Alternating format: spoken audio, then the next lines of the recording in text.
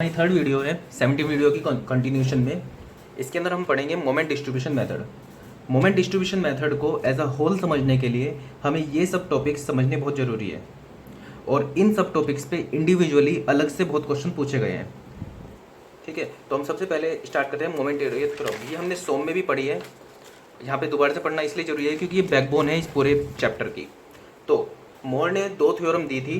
पहली थ्योरम से हम स्लोप निकालते हैं, दूसरी थ्योरम से हम डिफ्लेक्शन निकालते हैं। ये स्लोप डायरेक्ट ये नहीं है कि हॉरिजॉन्टल से जस्ट हम स्लोप निकाल दें, ये स्लोप कुछ और है। इसको हम देखते हैं एग्जाम्पल से। जैसे ये कोई बीम है, बीम के ऊपर कोई लोडिंग लगी। लोडिंग लगाने के बाद हमें एक इलास्टिक कर्व बना देना है। इलास्टिक कर्व मतलब उसकी डिफ्लेक्टेड शेप बना देनी है। अब मोर ने कहा कि तुम कोई दो पॉइंट चूज कर लो, जैसे ए पॉइंट और बी पॉइंट, और उन दो पॉइंट्स पे टेंजेंट्स ड्रॉ करो। तो हमने ए पॉइंट से टेंजेंट ड्रॉ कर दी, बी पॉइंट से टेंजेंट ड्रॉ कर दी। आगे इसमें बढ़ने के लिए हमें इसकी साइन कन्वेंशन पता होनी जरूरी है। जब हम एंटी क्लॉकवाइज हॉरिजॉन्टल के साथ या फिर एक्स एक्सिस के साथ हम एंटी क्लॉकवाइज थीटा यूज करते हैं तो हमें पॉजिटिव लेना पड़ता है उस थीटा को साइन कन्वेंशन के अकॉर्डिंग, और जब हम क्लॉकवाइज लेते हैं तो हमें उसको नेगेटिव लेना पड़ता है। तो यहाँ पे क्लॉकवाइज है तो थीटा नेगेटिव होएगा। तो यहाँ पे जो थीटा ये देखा जाए तो ये क्लॉकवाइज है तो उसकी वजह से इसको नेगेटिव लेना पड़ेगा, और यहाँ पे एंटी क्लॉकवाइज है तो इसको लेना पड़ेगा पॉजिटिव। हाँ, थ्योरम पे वापस आते हैं। तो जब हम इस दोनों पॉइंट पे टेंजेंट मारेंगे, टेंजेंट ऐसे ड्रॉ करेंगे, तो जहाँ पे कट करेंगे इसके बीच का एंगल ज्योमेट्री के हिसाब से थीटा ए प्लस थीटा बी होगा, लेकिन साइन कन्वेंशन के हिसाब से थीटा बी माइनस थीटा ए हो जाएगा क्योंकि थीटा ए नेगेटिव है। तो मोर थ्योरम ने ये बताया कि निकालना क्या है। तो ये जो स्लोप होगा थीटा बी माइनस थीटा ए, तो मतलब ये निकलेगा। आगे बढ़ते हैं कि कैसे निकलेगा। इस चीज़ को निकालने के लिए हमें इस डायग्राम इस बीम का बेंडिंग मोमेंट डायग्राम बनाना पड़ेगा। हमने देखा साइड्स पे p/2 रिएक्शंस आएंगे क्योंकि p लोड लग रहा है, और तो उससे हमने बेंडिंग मोमेंट डायग्राम बनाया। तो यहाँ पे 0 होगा क्योंकि हिंज है, यहाँ पे भी 0 होगा। बीच में हो जाएगा p/2 इंटू l/2, तो pl/4 आ गया बीच में। तो हमने, और यहाँ पे कोई लोडिंग कंडीशन नहीं है तो इसलिए लीनियर कर्व बनेगा। तो बेंडिंग मोमेंट डायग्राम बन गया ये, इसको हम m डायग्राम कहेंगे। अब हमें देखना पड़ेगा बीम का EI मतलब फ्लेक्सुरल रिजिडिटी। मान लो बीम की पूरे बीम की फ्लेक्सुरल रिजिडिटी कांस्टेंट है, तो किसी मतलब इसकी डायमेंशन को कांस्टेंट से डिवाइड करना पड़ेगा। कांस्टेंट से डिवाइड करेंगे तो सिंपल ये ट्रायंगल ही बन जाएगा, बस थोड़ी कम डायमेंशन का। डिवाइड कैसे करना है, जैसे मान लो यहाँ पे इसकी वैल्यू m डैश है, तो इसी जगह पे हम EI देखेंगे तो ये m डैश अपॉन EI होगा। इस पॉइंट पे हमने देखा m डबल डैश है इस जगह पे, और यहाँ पे हमने EI देखा तो EI ही है, तो m double dash by EI।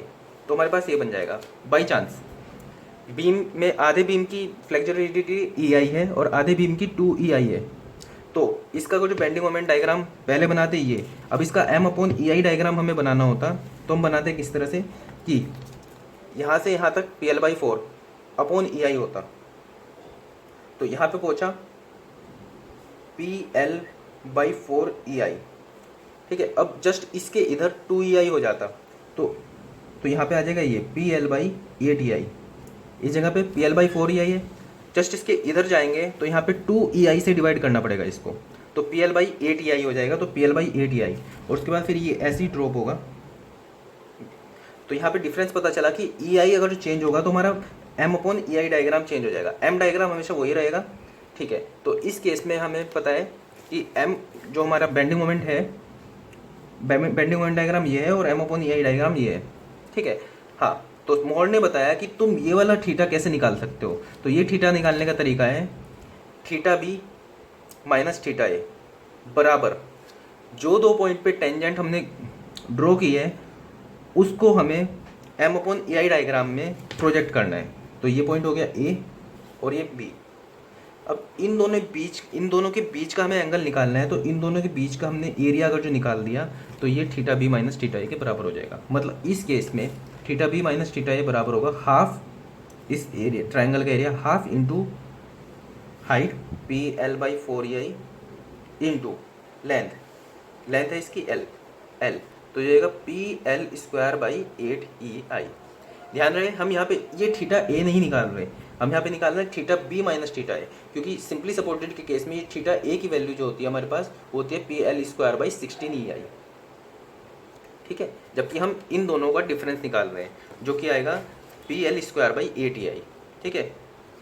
Confirm कर सकते हैं कि इसका P L square by 16 EI है जो कि नेगेटिव है, और इसका है P L square by 16 EI, दोनों का सेम होगा, ठीक है। दोनों को हम जब ऐड करेंगे, सॉरी जब दोनों को सब्ट्रैक्ट करेंगे तो हमारे पास आएगा P L square by 16 EI plus P L square by 16 EI, जो कि हो जाएगा हमारे पास P L square by 8 EI, जो कि हमने यहाँ पे निकाला भी है।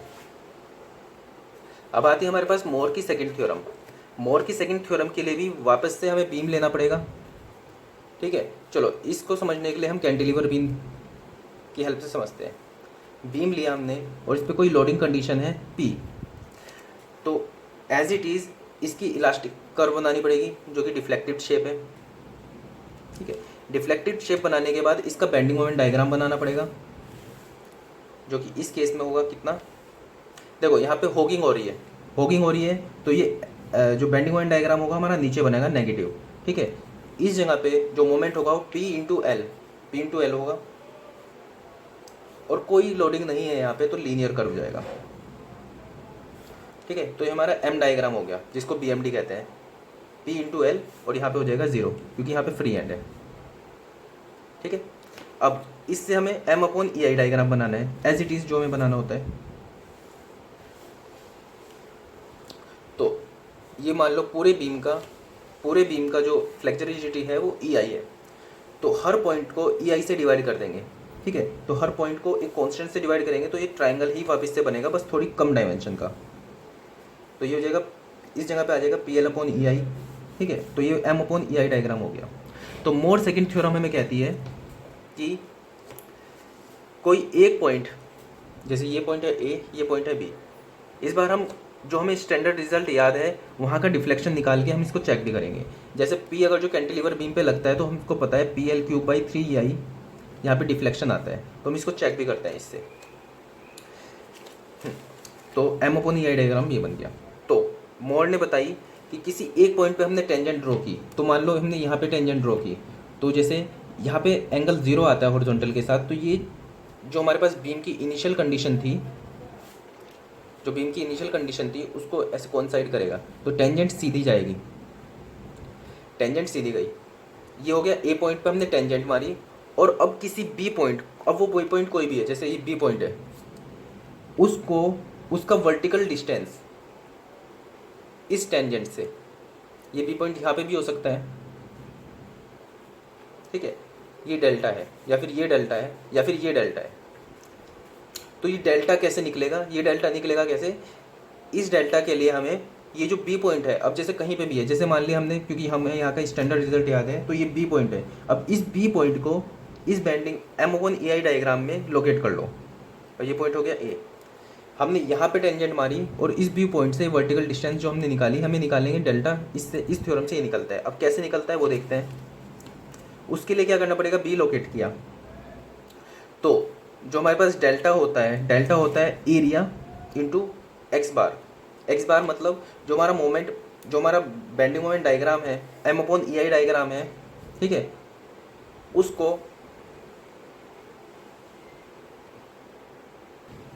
पर A और B पॉइंट को हमें प्रोजेक्ट करना है। A पॉइंट यहाँ पे है, B पॉइंट यहाँ पे है, इन दोनों के बीच का एरिया हमें निकाल लेना है जैसे कि पिछली बार निकाला था, और उसका मोमेंट लेना है जिस जगह पे हम डिफ्लेक्शन निकाल रहे हैं। जैसे डिफ्लेक्शन हम B पॉइंट पे निकाल रहे हैं तो हमें इसका सेंट्रोइड निकालना है। सेंट्रोइड इसका मान लो यहाँ पे हुआ,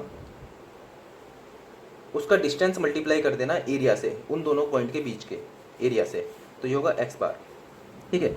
यहाँ पे मोमेंट एरिया ज़्यादा है तो ये होगा L/3 और ये होगा 2L/3, ठीक है। मल्टीप्लाई वो वाली डिस्टेंस करनी है जिस जगह पे हमें डिफ्लेक्शन निकालना है, तो हमें मल्टीप्लाई 12/3 से करेंगे, L/3 से नहीं करेंगे।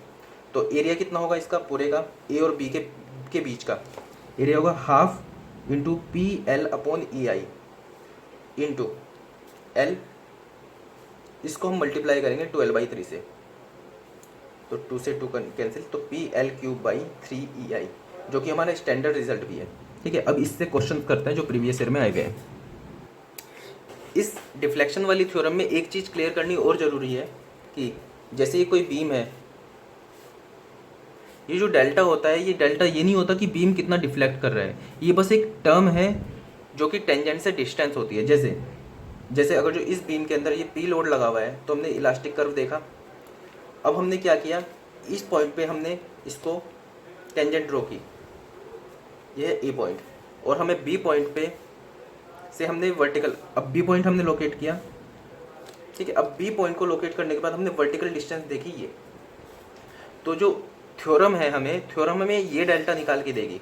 ऐसा नहीं है ये डेल्टा 0 होगा क्योंकि ये पॉइंट डिफ्लेक्ट नहीं हो रहा है नीचे, नहीं, ये थ्योरम सिर्फ फिजिकल सिग्निफिकेंस इसका कुछ नहीं है, इसका बस ये है कि टेंजेंट से उस बी पॉइंट का डिस्टेंस, वर्टिकल डिस्टेंस निकाल के देगी।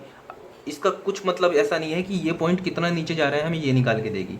ये थ्योरम सिर्फ हमें ये डेल्टा निकाल के देगी, ये पॉइंट नीचे जाए कि नहीं जाए, बस टेंजेंट से वर्टिकल डिस्टेंस जिस टाइम पे निकाल रहे हैं। जैसे ये बी पॉइंट अगर जो हम यहाँ पे लेंगे तो ये जो थ्योरम है हमें ये डिस्टेंस निकाल के देगी, ये डेल्टा, वर्टिकल डिस्टेंस यहाँ तक का। ठीक है,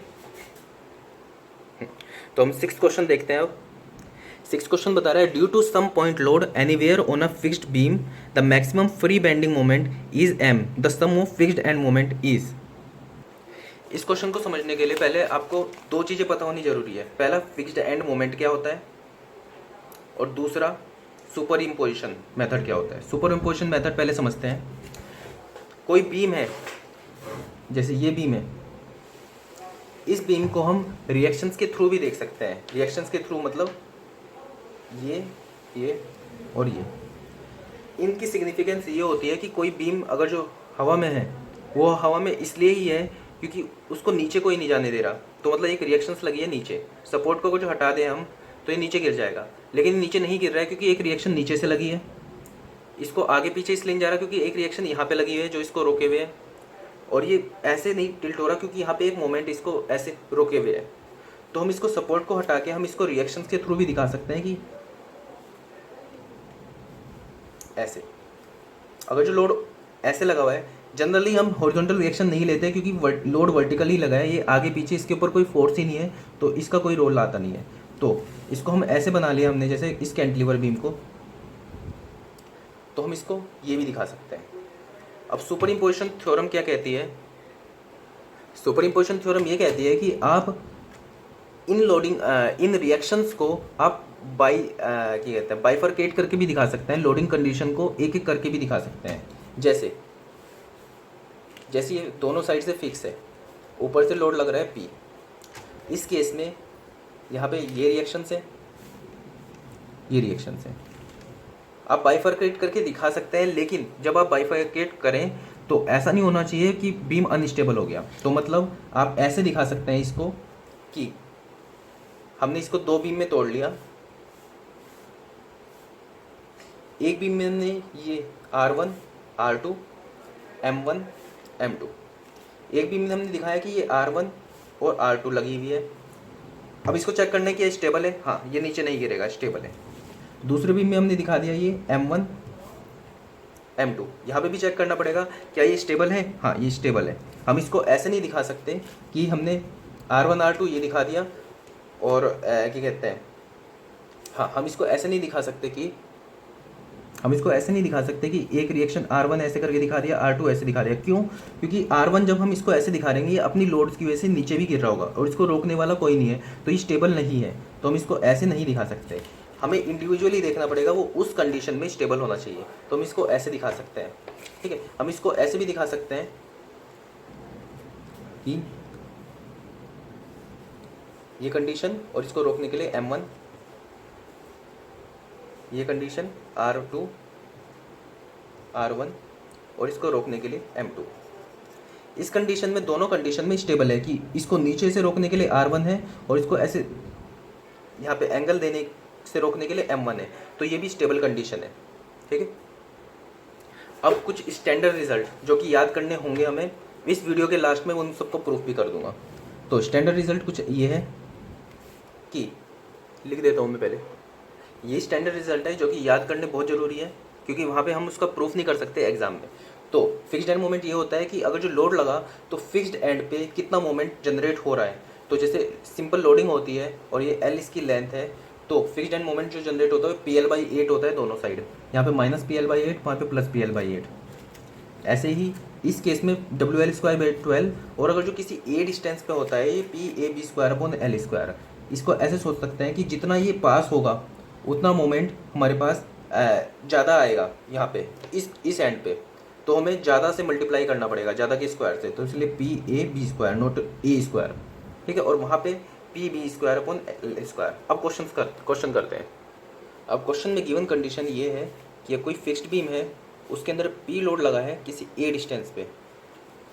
ठीक है, अब इसको हम, तो इसके अंदर दो रिएक्शंस ये आ रही होंगी। ठीक है, R1 R2 M1 M2।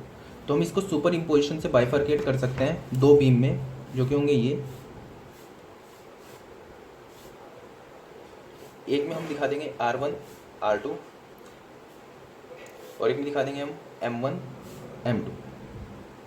एक बार साइन कन्वेंशन देख लेते हैं। जब भी मोमेंट सैगिंग कॉज करता है तो वो पॉजिटिव मोमेंट होता है, और जब होगिंग कॉज करता है तो वो हमारा नेगेटिव होता है। जैसे बीम में इस टाइप का मोमेंट लग रहा है तो ये बीम को इस तरह से घुमाएगा, और ये होती है होगिंग, तो ये नेगेटिव मोमेंट होगा। तो इसको ऐसे याद रखेंगे कि लेफ्ट साइड में जो एंटी क्लॉकवाइज होता है वो नेगेटिव होता है।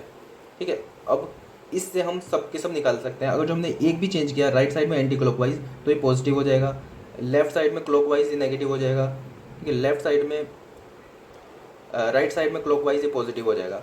बाकी अगर जो साइन कन्वेंशन याद ना रहे तो सिंपल एक याद कर लो कि राइट साइड में, लेफ्ट साइड में क्लॉकवाइज पॉजिटिव है, या फिर ऐसे करके देख सकते हैं कि हम ऐसे मूवमेंट लगाया तो ये होगिंग कर रहे हैं तो ये नेगेटिव हुआ। तो हम इससे याद कर सकते हैं कि लेफ्ट साइड में एंटी क्लॉकवाइज नेगेटिव है।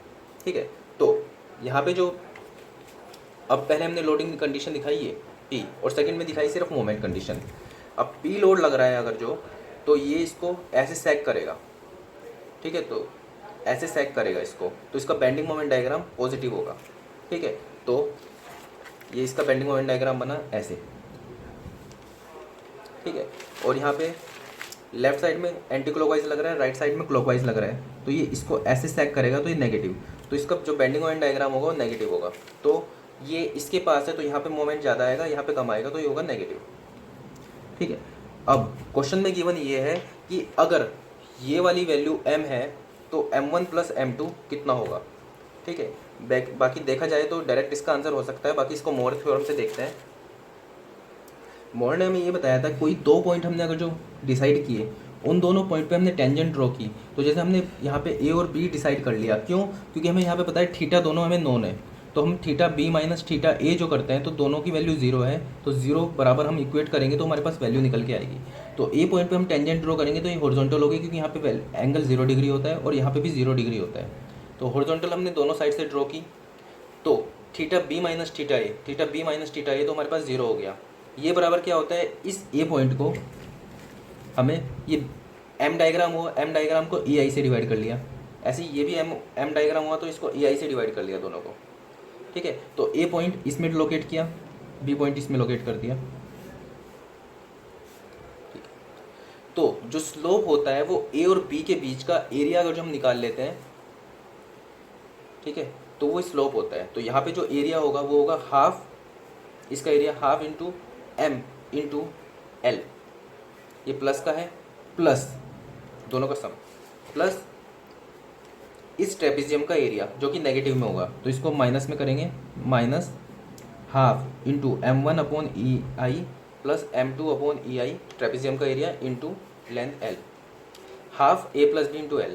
तो इसको हम जब करेंगे L से L कैंसिल, सॉरी EI भी है यहाँ पे, तो यहाँ पे आ जाएगा हमारे पास m = m1 + m2।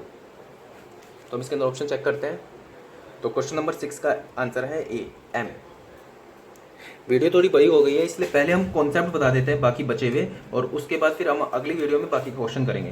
Carry over moment, carry over moment को देखने के लिए कैरी ओवर मोमेंट ये होता है कि जब नियर एंड पे हम कोई मोमेंट m अप्लाई करते हैं, मान लो 10 किलो न्यूटन हमने अप्लाई किया, 10 किलो न्यूटन मीटर, अब इस मोमेंट की वजह से इसके फार एंड पे कोई मोमेंट जनरेट होता है, मान लो 5 किलोमीटर मीटर या फिर जितना भी जनरेट हुआ, तो उसको हम कैरी ओवर मोमेंट कहते हैं।